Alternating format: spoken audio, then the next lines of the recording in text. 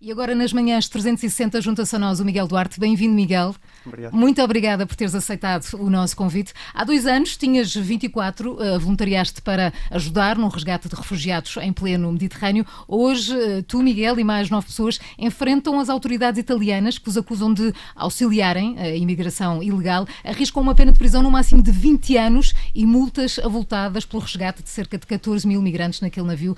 Miguel, missões de salvamento de refugiados e agora uma possível pena de prisão. Como é que se explica isto? Continuas incrédulo ou tens tido tempo suficiente para digerir? Bom, entretanto, o nosso navio já foi arrestado há quase 2 anos e nós já fomos constituídos arguidos há cerca de 1 ano. Portanto, entretanto, já tivemos tempo para digerir e para perceber mais ou menos o que é que se passa aqui, muito embora ainda não tenhamos acesso à maior parte das informações relativas ao caso. Como é que entendes essa interpretação da justiça italiana?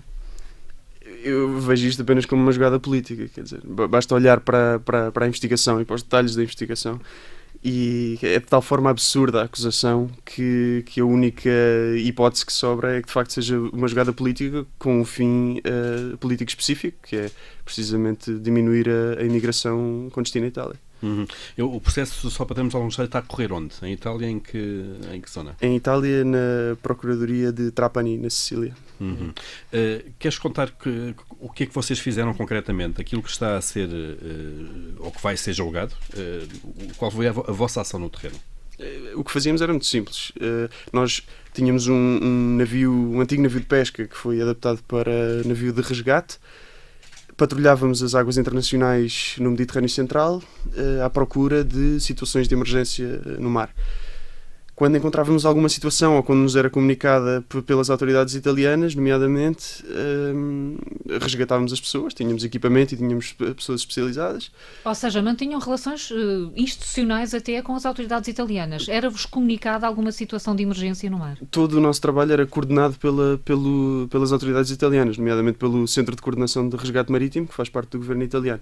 Portanto, a esmagadora maioria dos nossos casos de emergência foram-nos comunicados pelo Centro de Coordenação e quando resgatámos as pessoas tínhamos que comunicar de volta o estado de saúde e quantas pessoas eram, quantos homens, mulheres e crianças. Depois, a maior parte das vezes, o que acontecia era que as autoridades italianas enviavam-nos navios da Guarda Costeira Italiana ou navios da Marinha ou italiana ou de outro país que tivesse condições para levar as pessoas em segurança para a Itália, que nós não tínhamos. Sempre na base da cooperação. Entretanto, alguma coisa muda nessa relação. Pois, o que terá mudado, honestamente, acho que não foi propriamente um momento em que mudou, foi mais um crescimento gradual desta narrativa anti-imigração e anti-ajuda humanitária no Mediterrâneo, que infelizmente vingou em Itália e noutros países. Miguel, e tu inserste nessa narrativa, tens sido acusado com este grupo de estar a estimular a vinda de imigrantes ilegais para território europeu. Como é que ouves, como é que reage a essa crítica? Para mim, para nós, acho que falo pelo grupo inteiro, que é uma enorme frustração, porque o que nós sabemos fazer e aquilo que queremos fazer é resgate marítimo. E foi para isso que treinámos e é isso que estamos aptos a fazer.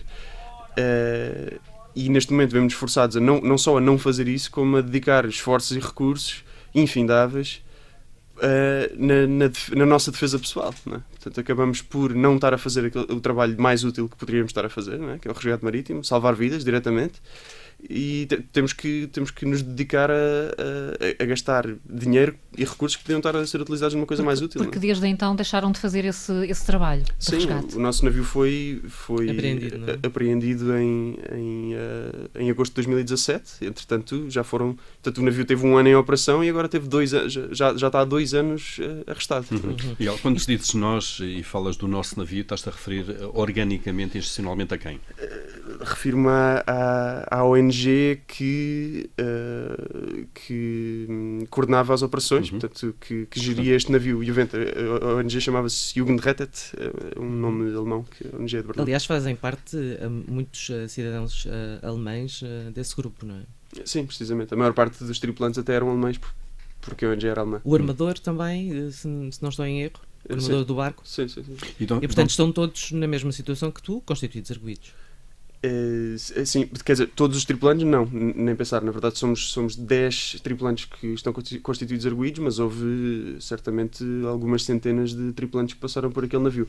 Sim. Essas operações, e nomeadamente a compra de navio, são financiadas como crowdfunding, portanto Sim. são os donativos normais das ONGs. Sim, basicamente crowdfunding é mais ou menos a mesma maneira que nós temos utilizado para financiar agora os processos legais que temos, portanto os custos legais que temos nas mãos, não é? Portanto crowdfunding, doações privadas.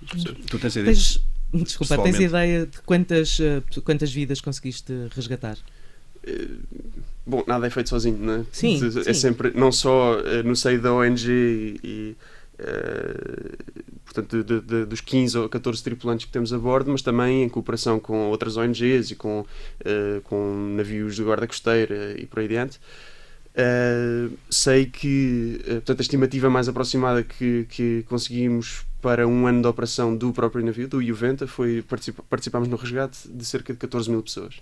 Portanto, salvaste a vida a 14 mil pessoas.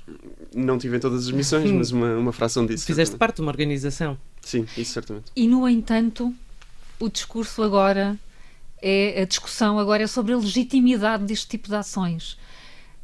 Como é que olhas para uma Europa que está a discutir se faz ou não sentido salvar vidas quando elas estão efetivamente a precisar de ser salvas?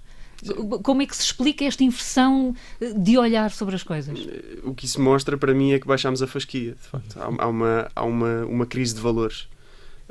Se calhar aqui há uns anos discutíamos como salvar mais vidas, hoje em dia discutimos se devemos fazê-lo. Isso na verdade é triste e é esse absurdo que nós queremos mostrar quando comunicamos todas estas coisas, não é? Quer dizer, vir dar este tipo de entrevistas ou fazer esta campanha de crowdfunding e não sei o quê. Claro que tem o objetivo de arranjar apoio para nós, mas também tem o objetivo de espalhar a palavra e de mostrar às pessoas o absurdo a que chegamos como união. Uhum. Tu, da tua experiência no terreno, não sei se conheces também aquilo que se segue depois ao salvamento e ao resgate, que é o acolhimento em terra e as condições que são dadas ou não são dadas, as melhores ou piores condições que são dadas aos migrantes. Conheceste também esse lado? Conheci esse lado, mas noutra rota. Trabalhei com a plataforma de apoio aos refugiados nos campos de refugiados da Grécia e trabalhei também na Turquia, portanto, antes da travessia. Com condições muito difíceis para essas pessoas. Muitíssimo difíceis, sim. Muitíssimo difíceis. Se já eram difíceis na Grécia, são piores ainda na Turquia. E geralmente os migrantes ficam e são integrados naqueles países onde chegam ou noutros países europeus ou acabam por ser feitos regressar, se quiseres, ao país de origem? Eu diria que a maior parte dos países europeus não fazem muitas deportações. Portanto, o que acontece em Itália hoje em dia é que as pessoas chegam, não lhes é dado asilo, dão-lhes uns dias para sair do país e as pessoas acabam por não sair, até porque, quer dizer, as redes de tráfico humano funcionam só num sentido, não é? Não é que as pessoas possam facilmente pagar e voltar para o seu próprio país e acabam marginalizadas e sujeitas às redes de tráfico humano que existem mesmo em solo europeu. Uhum. Uma das críticas que se faz também a este tipo, se quiseres, de atividade que tu praticas, que é o resgate e salvamento, é de facto o efeito que isso tem, indireto e porventura involuntário, em alimentar as redes de tráfico de pessoas. Tu, como é que lidas com isso? Tu sabes que do outro lado aquelas pessoas chegam ali porque pagaram traficantes de alguma maneira para estarem ali, que lhes fornece o barco, que os leva até à zona costeira de onde partiram. Na verdade, o que alimenta as redes de tráfico humano não é o salvamento marítimo. Isso quer dizer, acaba por ser um argumento um bocado absurdo, porque o que alimenta as redes de tráfico humano é a fortaleza que construímos à volta da Europa. Não é? Se houvesse canais de migração seguros e aquela questão dos vistos humanitários, as pessoas não teriam que se meter nestas situações para pedir asilo ou para pedir para emigrar para a Europa. Não havendo risco, não havia quem ganhasse por tentar gerir esse risco. Miguel, temos aqui duas perguntas de um ouvinte que nos está a ver live na página do Facebook do Observador, o Pedro Barradas. Ele pergunta: é verdade que o salvamento dos migrantes é feito logo junto à costa da Líbia, 12 km? Não é feito junto à costa da Líbia, é feito em águas internacionais. Não são 12 km, onde podemos legalmente ir sem autorização das autoridades líbias, é até 12 milhas náuticas. Se é mais do que 12 km, não sei qual é a conversão. Mas é um pouco mais. É sim, consideravelmente sim, mais do que 12 km. O Pedro... O Pedro Barradas pergunta também porque é que, após o salvamento, não levam os migrantes para o porto de abrigo mais perto, nomeadamente para a África, em vez de os trazerem para a Europa. Nós nem sequer nos cabe fazer essa decisão, na verdade. Os Essa resgates... gestão não é feita por vocês, não é? Sim, o resgate no Mediterrâneo Central é gerido pelas autoridades italianas. Nós, quando resgatamos pessoas, comunicamos com as autoridades italianas, dizemos o que é que se passou, quantas pessoas temos a bordo, e as autoridades italianas informam-nos de onde é que devemos deixar as pessoas. E a esmagadora maioria das vezes é-nos até enviado um navio da Guarda Costeira ou da Marinha que venha buscar as pessoas e trazê-las para a Itália. Só uma nota, 12 milhas náuticas são 22,2 km. Portanto, é quase o dobro. Foste fazer a conversão. Mr. Google. Podemos regressar ao processo. Em que ponto é que está? O que é que tu esperas dos próximos passos? Que tipo de defesa é que estás a ter? Defesa jurídica, neste caso. Fomos... E ajuda do Estado português, não é? Entretanto, não é? importa salientar que o vídeo de campanha de crowdfunding, com o testemunho do Miguel, já chegou a 650 mil visualizações e essa campanha alcançou mais de 1 milhão de pessoas, não é? Comunicou recentemente a Human Before Borders. Portanto, quais são agora os próximos passos, não é, Miguel? Portanto, nós fomos constituídos arguidos o ano passado e estamos ainda hoje à espera de uma acusação formal que nos obrigue a comparecer em tribunal. Os próximos passos são basicamente preparar a nossa defesa, juntamente com os advogados italianos. Sem conhecer a acusação, portanto?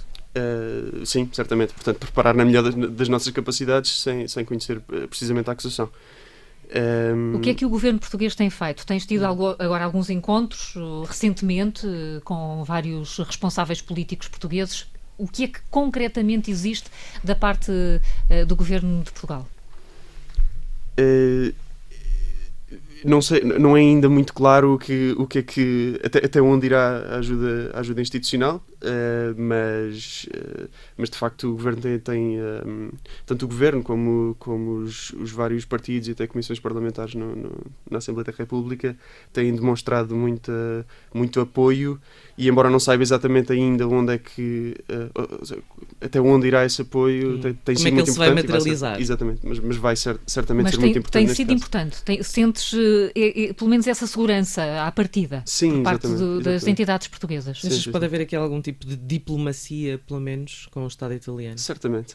Porque já está a acontecer, não? Sim, na verdade é preciso que se olhe para este caso não como uma coisa puramente judicial, é preciso olhar para ele como político que é, e portanto as instituições quer dizer, legislativas, as Assembleias das Repúblicas e os governos têm alguma coisa a dizer, porque de facto é um caso político. Estiveste no Parlamento há pouco tempo. Estive, sim. Falaste com o Presidente da Assembleia da República, com representantes dos grupos parlamentares, como é que foi? Falei com deputados de alguns partidos, falei com os membros portugueses do Conselho da Europa, e ontem voltei e pude ser ouvido por uma comissão parlamentar de assuntos constitucionais. Vais continuar em Portugal? Sim, neste momento estou a viver em Lisboa, fazendo um doutoramento no técnico, por isso tenciono continuar. Diz aqui um nosso ouvinte, João Pedro Paulo, as migrações humanas em direção à Europa ainda só estão a começar neste difícil século XXI. Salvar pessoas da morte nunca deveria de ser vista como um ato criminoso. Estou de acordo. Subscreves e praticas? Ou como explicas agora, deixaste de poder fazer isso? Porque pende esta perspectiva de 20 anos de prisão. Como é que se encara? Como é que se vive até? O que é que podes fazer no dia-a-dia com essa perspectiva que está sempre presente, imagino?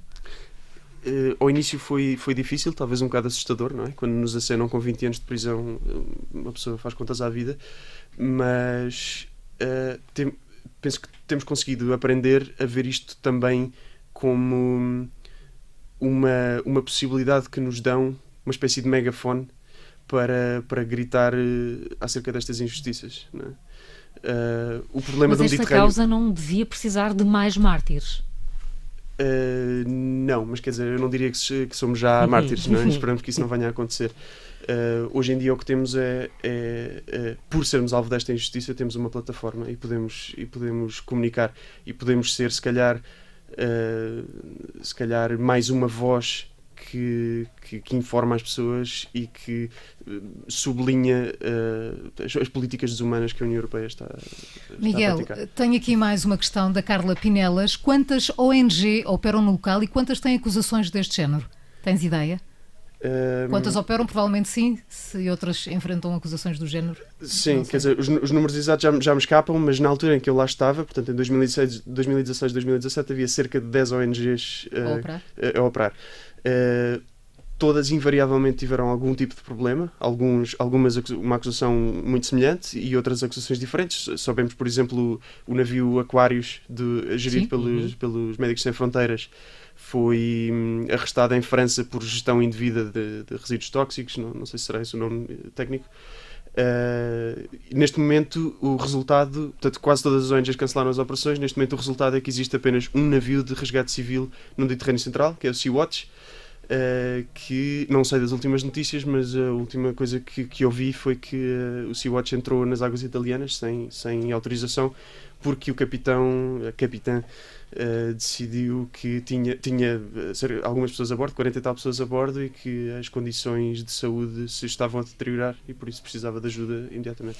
O que é que está a acontecer nesta altura no mar Mediterrâneo? Tens conhecimento da situação nesta altura, de quantas vidas se perdem? O que é que sabes sobre isso agora? Com essa limitação até da atividade das ONGs? Sabemos que 2018 e 2019 foram os anos com a taxa de mortalidade mais alta alguma vez registada. Portanto, a probabilidade de morrer tentando atravessar nunca foi tão alta como é hoje em dia. E para além disso, sabemos que há muito menos observadores no terreno, não é? Hoje em dia,